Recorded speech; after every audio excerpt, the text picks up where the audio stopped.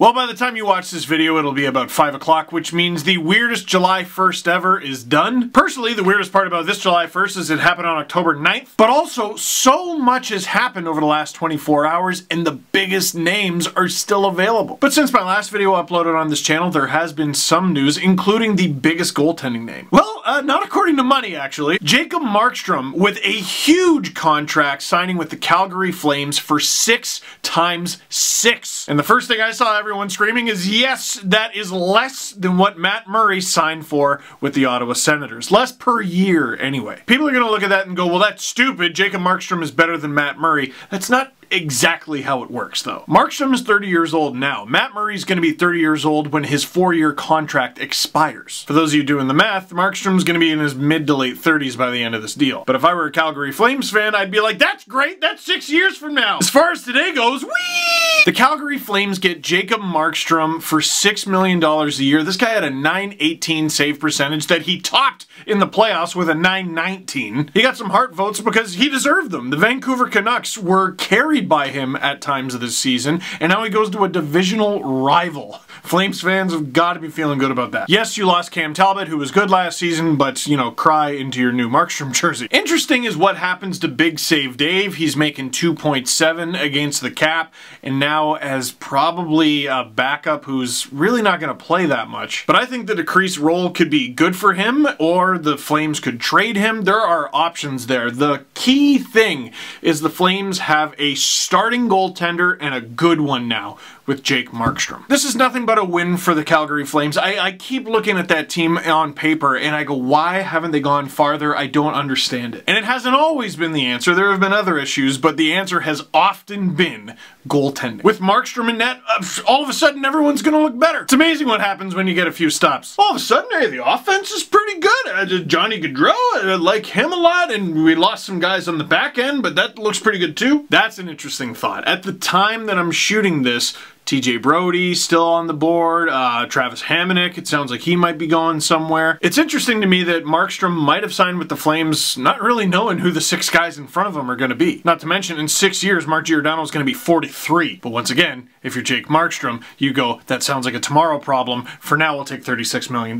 Good for the Calgary Flames. Starting goaltending is not often a problem you can solve well from the bargain bin. So anyone who's a little antsy about who they're going to have on defense, who they're going to have up front, you can fill those roles. There's no shortage of guys still available after all the action that happened today. But today, the Calgary Flames signed their rock in net, and that is huge for them. I love it. After that, a couple big signings on the back end, a couple right-handed shots, both signing for about the same amount of money, one coming off a huge resurgence season, another coming off a down season. And speaking about going to divisional rivals, Justin Schultz going from the Pittsburgh Penguins, who he won a pair of cups with, to the Washington Capitals. Interesting choice for me. He's an offensive defenseman. He struggles a bit in his own end at times, and it's not like he's going to get on the first power play with Washington.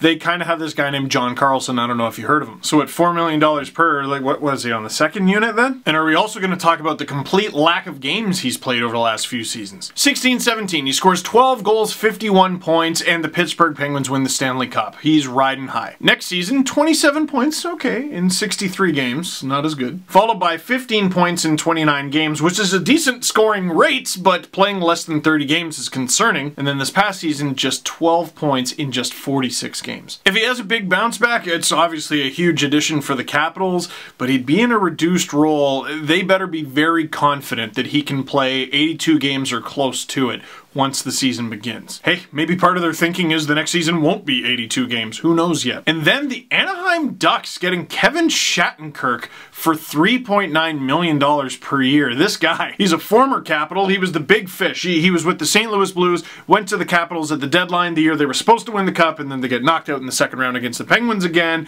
He goes to free agency, goes to the New York Rangers. Meanwhile, the Capitals go on to win the Cup, and the Rangers don't even really like him. There is a sizable buyout. People start to go, what the heck is going on with Kevin Shattenkirk? And he signs with the Tampa Bay Lightning and wins a Stanley Cup. only to cash in again. Chess, not checkers. And he had a big season with the Tampa Bay Lightning. 34 points, 8 goals in 70 games. That's close to 10 goals on your back end, almost a 40-point pace. That's a good player. Not to mention 13 points in 25 games en route to a Stanley Cup. Similar issues to Justin Schultz, though not the greatest with the stops in his own end. And he looked great on the Lightning because it's kind of hard not to. They were the best team in hockey, and if you're on the right side, you're going to be playing with Victor Hedman, you're going to be playing with Ryan McDonough, you're going to be playing with Mikhail Sergachev. But to me, unlike Justin Schultz with the Capitals, Shattenkirk kind of fills a need with the Anaheim Ducks. He outscored every single Duck. No, he outscored every single Duck defenseman. He outscored Cam Fowler, who only played in 59 games. He outscored Hampus Lindholm, who only played in 56 games. Their next highest scoring defenseman after them was Michael Del Zotto with 15. The Ducks need any kind of offense they could find. Adam Henrique led them in offense with 43 points in 71 games this year. Getting a guy in your back end who knows how to move the puck forward, that's a good start. Lastly, let's talk about what didn't happen. A lot of the names in my top 10 free agents video are still available. Alex Pietrangelo needs a team. Taylor Hall still needs a team. Mike Hoffman still needs a team. Evgeny Dodonov, Tyson Barrie. The Vegas Golden Knights cleared all that cap room. For what? The Columbus Blue Jackets cleared all that cap room. For what? My assumption is it wasn't just to get out of the rain. There is something cooking, and I'm sure I don't need to tell you this, but guys are allowed to sign after today, and teams are still allowed to make trades. It's probably going to happen at 2 in the morning. But what have we learned today? 2-year contracts are a huge thing because of the Seattle Kraken. Teams are